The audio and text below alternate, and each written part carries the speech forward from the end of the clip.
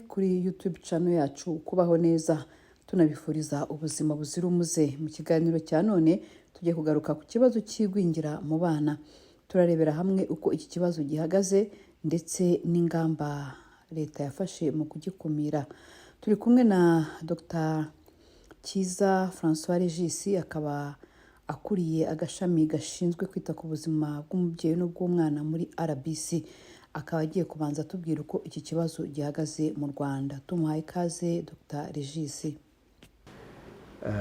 Kugeza ubu duhereye ku ibarura rikorwa ku bipimo bigendanye n'ubuzima cyo twita Rwanda Demographic Health Survey, iyo duheruka ari ya 2019 mu mwaka wa 2019 ushyira 2020, aho igwingira ryari riri ku kigero cy'abana 33% by'abana bari munsi y'imyaka 5, tuvuye kuri 51% twariho mu mwaka wa 2005.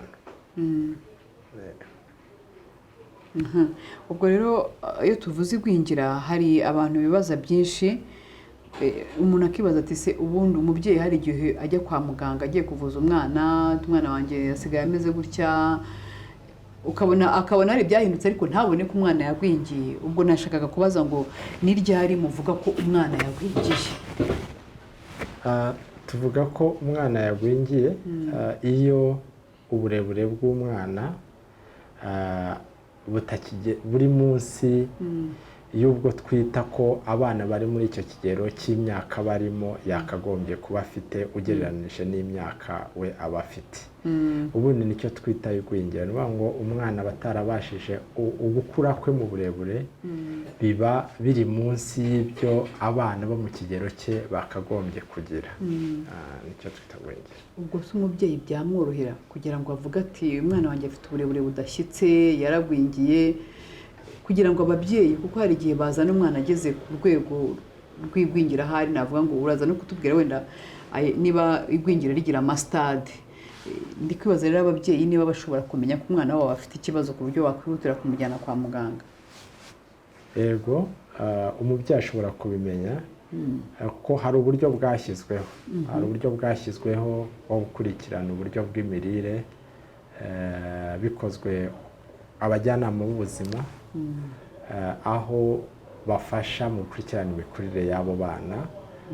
Buri kwezi bagenda bafasha ababyeyi aho dutuye mu midugudu, mu tugari twacu, kuba bakora igikorwa cyo gusuzuma imikurire y'umwana, harimo gupima ibyo bigendanye n'imikurire, kureba niba nta gwingira umwana afite, kureba ko umwana adafite ibiro bike cyane ugereranije n'ibiro yakagombye kugira n'imyaka ye, imyaka ye, bakanareba niba nta bimenyetso by'imirire yaba afite ibyo twita ngo kugira ibibazo by'imirire ihutiyeho, acute malnutrition, arimo usasanga dushyiramo bwaki n'izindi ndwara zishobora guturuka ku bibazo biba bije vuba vuba bihutiyeho.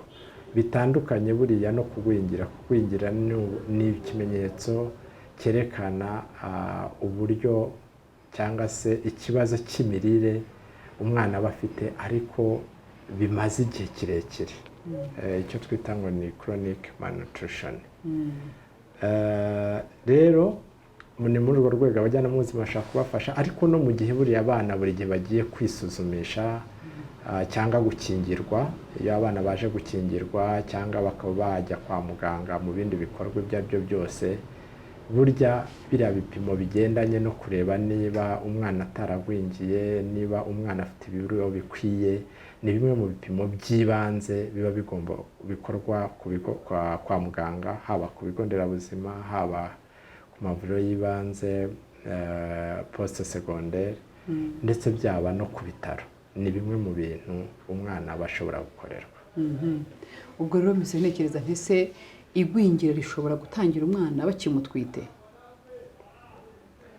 Yego, igwingira rishobora gutangira umwana bakimutwite, aho usanga avutse afite uburebure butangana butangana n'ubwagenwe bw'uwo mwana yakagombye kuvukana. Bijya bibaho. Yego. Ubwo biba byatewe n'iki? Ni ukubera ko umubyeyi nawe aba atabonye iyo ndyo yuzuye, cyangwa se hari uburwayi umubyeyi ashobora kugira nabwo bukaba bwatera ibyo bibazo umwana? Navuga ko ari uruhurirane rwa byombi. Bishobora guterwa n'ikibazo cy'imirire. Umubyeyi aba atarya indyo yuzuye cyangwa atarya ibihagije. Bishobora guturuka ku burwayi umubyeyi ashobora kuba we ubwe afite, cyangwa se bugaturuka no ku bibazo by'uburyo ingobyi y'umwana mu gihe cyo gutwita, ibibazo iyo ngobyi yagize ku buryo ituma ibintu byakagombye kuva ku mubyeyi bijya ku mwana bitamugeraho bihagije. Bishobora no guturuka rero ku kubura muri imyunyungugu ihagije mu mubiri ku ndyo umubyeyi aba afite, ari naho wenda twavuga nk'abadamu bafite ikibazo cy'amaraso make bishobora kugira abana bagwingiye, kubera ko tuzi uriya myunyungugu, uriya muntu iyo afite amaraso makeya bituma uburyo bwo gutwara icyo nakwita bwo gutwara icyakagombye gufasha wa mwana umubiri we gukora cyane no gukoresha bya bintu byagiye mu mubiri w'uriya mwana bidashoboka, ari nacyo buriya dukunda tukita oxygene. Buriya oxygene nayita ni nka karubira, ni nka essence mu by'ukuri iba iri bushyirwe muri moteri kugira moteri iyitwike ubundi ikoresha ibashe gukora, yaba kugenda yaba kugira iki. N'umubiri ni uko rero, iyo umuntu afite amaraso makeya kandi amaraso ariyo yakagombye gutwara umwuka wa oxygene, uwo mwuka wa oxygene buriya niwo ukoresha ibintu byose twavuga ko bikorerwa mu mubiri, ari ni nawo ntandaro yo gutanga imbaraga ziba zikenewe kugira ngo habeho ibintu bigiye bitandukana kugira umubiri ukore neza, harimo n'ibigendanye no gukura k'umuntu muri rusange. Hari abantu rero muhura bakavuga ati narwaje bwaki ariko yo ku rwego rwo hejuru. Ubundi ibi byo kugwingira, izi ndwara za bwaki zishamikiye ku mirire mibi zigira ibyiciro, ku buryo uvuga uti uyu nguyu biracyafite ihegekero, uyu nguyu birakabije cyane. Nibyo. Zino ndwara zigendanye n'imirire mibi zifite ingero zigenda zishyirwaho. Hari abo tuvuga ko bari ku rugero rworoheje, hari abo tuvuga ko bari mu rugero rugereranije. Icyo kibazo cy'imirire kiri mu rugero rugereranije cyangwa se ari ikibazo kikiri gito cyane. Hari n'abo tuvuga tuti abangaba byakabije, biri ku rugero rukabije, yaba kuri kugwingira, yaba kuri bwaki, yaba ku bundi buryo bw'imirire buri chronique. Icyo kintu njya nibuka iyo ngiye kugenekereza mu kinyarwanda, hari ikintu bitaga ingonga. Ugasanga umwana yananutse cyane, ndetse yananutse cyane ugereranije nuko yakagombye we kuba angana, ukabona ko umubiri we nta by'ingenzi, nta mubiri afite mu by'ukuri ugaragara. Ibiro bye bikaba biri hasi cyane y'ibindi, imikaya y'umubiri ukabona yabaye mito cyane. Ndumva ari byo twagenekerezaga mu kinyarwanda, niba nibuka neza ubanza ari byo twitaga ingonga, rachitisme. Nabyo ibyo bibaho. Ibyo byose bishyirwa muri ibyo byiciro byose, yaba mu buryo bworoheje, mu buryo bugereranije, no mu buryo twita ko bukomeye, severe. Umubyeyi rero wa wundi utwita agahurwa ibintu byose, hari ababyeyi akubwira ati jyewe mu mezi 3 ya mbere cyangwa 5 ya mbere nta kintu nafataga. Ese ibyo ntibigira ingaruka ku mwana? Mwamugira inama ki, cyangwa muri rusange inama mugira ababyeyi igihe amaze kumenya ko yasamye, kugira ngo utagira ingaruka ku mwana? Muri rusange umubyeyi uba wasamye, ikintu cya mbere tumushishikariza ni ukwikurikiranisha kwa muganga nk'uko bikwiye. Icyo ni icya mbere. Aho bamufasha, hari ibyo bashaka kumufasha, yaba mu kumwongerera imyunyungugu mu mubiri y'uwo mwana aba akeneye. Hari inama bamugira z'uburyo ashobora gufata indyo yuzuye. Gufata indyo yuzuye ntibihagije, ahubwo n'uburyo agomba kuyifata, kuko baba basa naho babaye abantu babiri aba agomba kwitaho. Icyo gihe tukamwereka ibyo akeneye kurya, uburyo agomba kubirya, ingano yabyo yibura uko yakagombye kuba ingana, no kumufasha kugira ibintu bimwe na bimwe aba agomba kwirinda. Buriya nk'itabi, inzoga ni ibintu akenshi nabyo biba bigomba, umubyeyi aba agomba kugabanya ko nk'itabi ryangiza imiyoboro y'amaraso ishobora kugira ingaruka mu gutuma n'igihe atwite amaraso atagera neza ku mwana. Ibindi dukora iyo aramutse agize icyo kibazo cyo twakwita nko guhurwa, tugira inama umubyeyi yuko byanga bikunda hari ibyo aba ashobora kurya, hari ibyo aba ashobora kurya n'ibishobora gutangira bimunanira, ariko buri kiba gikomeye mu guhurwa nuko akenshi aba ashobora kujya abiruka akabigarura, akaba yabirya akabigarura. Hari uburyo kwa muganga rero yitabwaho ku buryo bumufasha, imiti ahabwa ku buryo ituma adakomeza ibyo afashe byose kuba yabigarura.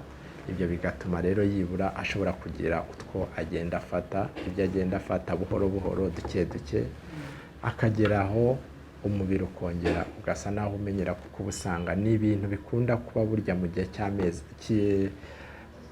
mu gihe gitoya cyo gutwita bikarangira, nubwo hari bake cyane baba bashobora ukabona ko bakomeje kugira icyo kibazo, ariko abenshi iyo bitaweho bakanakurikiza n'inama zo kwa muganga, hari ibyo barya yibura baba bashobora, ibyo badashaka bari byo yibura bashobora kubireka.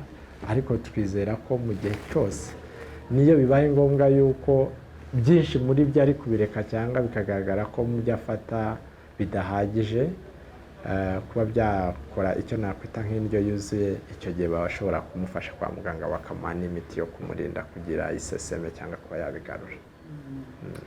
Murakoze cyane. Uyu munsi rero turi kuvuga nyine kurwanya imirire mibi mu bana, muratubwira abajyanama b'ubuzima bashinzwe gukurikirana ubuzima bw'umwana n'umubyeyi, uburyo bakurikirana aba bana muri community aho bari. Ariko nyine mpita ntekereza ko tuzi ko hari ikindi cyiciro cy'abantu baba mu muhanda, babana bavukira mu muhanda, bagakurira mu muhanda, ababyeyi bagatwitira mu muhanda.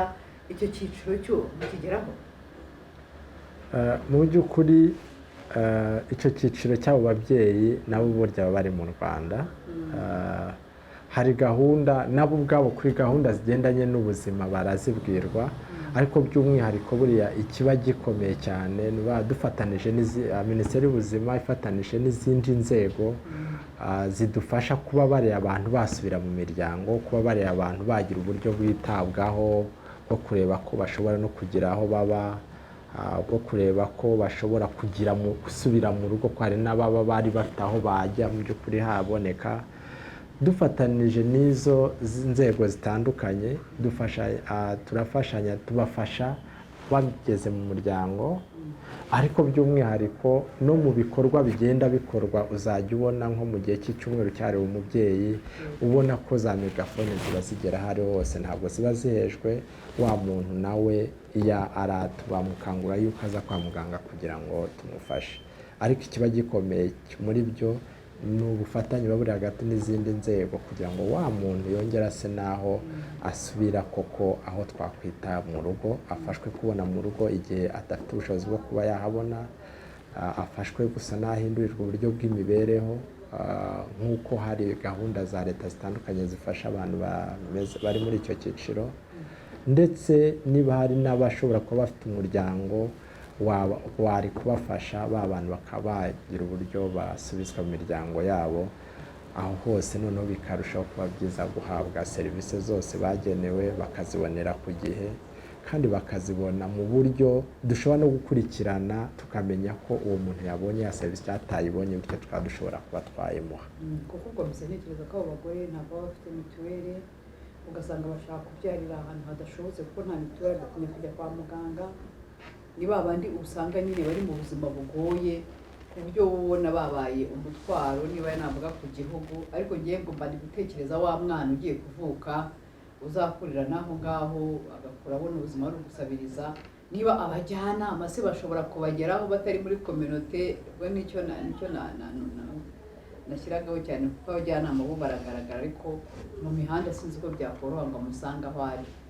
birumvikana biragoye ari nayo mpamvu imbaraga zose ari uguhuza. Biragoye kuba yamusanga hariya kuko ntuba ufite aderese, nta nubwo ahahowe wenda ngo uvuge ngo wamusanga yego. Ubwo rero bisaba ibyiza muri gahunda zindi nziza zihari zo gusa naho bari abantu baba bashaka gusubizwa mu buzima busanzwe, zikomeza gushyirwamo imbaraga zishaka ba bantu twakwita kuba barasigaye inyuma, cyane ko n'abafite ibibazo by'iyo mituweli bari muri icyo cyiciro n'ubundi baba bari muri bya byiciro n'ubundi leta iba itangira ubwisungane mu kwivuza. Ariko ibindi bindi bigendanye no gukurikiranwa n'abajyanama b'ubuzima ni serivisi zitangirwa ku buntu, ku buryo twavuga ko nta n'umwe wakagombye kubura izo serivisi. Ndetse n'iyo babonye bariya bana bafite ibyo bibazo by'imirire mibi, abo babonye bafite ibibazo by'imirire mibi, uburyo bwo kubakurikirana kwa muganga ni ubuntu. Yego. Kera hahozeho ibigo twitaga ngo ni ibigo mbonezamirire, mbonezamikurire, mbonezamirire, ibintu nk'ibyo ku bigo nderabuzima, ku buryo umugore yazanaga umwana basanga nyine afite iyo mirire mibi, agahita akajya kwiya mu kigo nderabuzima, akajya hari amafu y'ibikoma avanzemo n'ibindi bintu bituma abana bakura. Ariko uyu munsi ntabwo ibyo bigo nderabuzima bigihari. Nkibaza rero uburyo buhari, politiki ihari noneho yo gukurikirana abo babyeyi kugira ngo umwana bamufashe kuva muri icyo cyiciro cy'imirire mibi, ariko n'umubyeyi yigireho kumenya gufasha umwana, kuko ashobora kurwaza bwacyo uwa mbere, uwa kabiri, uwa gatatu kubera ko atabizi. Gahunda ihari yo gufasha ababyeyi kugira ngo abana babo bave muri iyo mirire mibi, ariko no kugira ngo umubyeyi bimubere isomo ryo kugira ngo ubutaha nawe ajye amenya uburyo watwara umwana. Nibyo, ndibuka ibyo bigo mbonezamikurire ubanza ibyo bitaga n'ubundi yari centre nutritionnel, wanasangaga muri icyo gihe inyinshi nubwo zabaga ku bigo nderabuzima, ariko ugasanga ni abantu bameze nk'abafata, hari abafatanyabikorwa batandukanye bagenda bafasha muri ziriya gahunda. Ugasanga akenshi ni abihaye Imana, ni Caritas, ukabona ko ni abantu benshi bakunda gufasha iriya porogaramu. Nekereza ko ubona ko benshi basa naho bigeze gushaka kuvaho, bisa nkaho bivaho kubera imbaraga nyinshi ziri gushyirwa mu buryo bwo gukurikirana wa muntu ufite ikibazo, aho porogaramu y'abajyanama b'ubuzima yari ihari, ndetse iteye ku buryo ijya kuri buri mubyeyi ufite abana, ikamusura, ikamwigisha uburyo bwo gutegura indyo yuzuye. Hajya hiriya gahunda yo kureba abafite ibibazo by'imirire, aho iyo bababonye baba bagomba kohereza kwa muganga. Kwa muganga naho kwa muganga muri bwa buvuzi batanga, ni ngo byarashyizwe muri za serivisi zisanzwe, aho kwa muganga wa muntu uje afite ikibazo cy'imirire, umuganga we ubwe aba afite inshingano, aba afite ubumenyi ndetse n'inshingano zo gufasha wa muntu ufite ikibazo cy'imirire mibi, ndetse akanamwigisha n'uburyo bwo gukurikirana, kurinda imirire mibi no gukurikirana wa mwana wagaragaje imirire mibi. Ariko nabo ubwabo ibigo nderabuzima bigakorana n'abajyanama b'ubuzima kugira bakurikirane uburyo wa mwana agenda ava muri cya kibazo cy'imirire mibi. Mu by'ukuri ni ikintu navuga ko serivisi yari muri za centre nutritionnel yasaga naho yari yarashizwe mu zindi serivisi zisanzwe zihabwa b'abana baba baje batugana kwa muganga bafite ikibazo, izo kuvura no gukora ubujyanama ku mirire mu gihe wa mwana yagize ikibazo cy'imirire, ariko hazaho noneho n'ubujyanama bwo kurinda, n'ubujyanama mu baturage mu rwego rwo kurinda imirire mibi, aho bimwe ibyo gice gikorwa n'abajyanama b'ubuzima, ndetse na rimwe mu buryo bwa mobilisation ya communauté. Nko mu gihe cy'icyumweru cyari ubuzima bw'umubyeyi n'umwana, uzabona kunyura mu bitangazamakuru bitandukanye bitanga ubutumwa bitandukanye, yaba amaradiyo, televiziyo, ibinyamakuru byandika. Aho hantu hose niho habaye inzira noneho yo kwigisha. Ni gutyo centre nutritionnel zaje gusa naho ziva, kuba nabonaga ko ari uburyo butari butari ubw'igihe kirekire ukurikije uburyo byakorwaga. Nicyo kintu navuga, ariko hari muri gahunda none hari byagaragaye ko nazo ubona ko zigikenewe hamwe na hamwe, ku buryo muri gahunda twita ngo ni gahunda y'imyaka 2 yo kwihutisha kugabanya igwingira ry'abana, ubona ko henshi hari gahunda yo kureba ko habaho gusa naho bafasha aya masantere institutionnel yo kuba yakora, by'umwihariko akaba yafasha mu kwita ku bana byagaragaye ko bafite ikibazo cy'imirire twakwita gikabije severe. Reka rero tumushimire cyane uburyo atubwiye ko ikibazo kimeze, ikibitera, ariko mwumvishe ko umwana ashobora no kugwingira akiri mu nda igihe umubyeyi atitayeho, igihe bamukikije duhereye ku mugabo we, abo bari kumwe batamwitayeho, bakamufasha kubona iyo ndyo yuzuye, kuruhuka n'ibindi byose umuntu aba akeneye kugira ngo agire ubuzima bwiza, n'umwana uri mu nda arabikeneye. Ubwo rero duhereye aho ngaho tugatangira gukumira igwingira umwana akiri mu nda, hehe n'igwingira, ariko kandi n'ingaruka zaryo ni nyinshi, tuzabireba mu kiganiro cy'ubutaha. Icya none tugicumbikiye aha, mukomeze kugira ibihe byiza.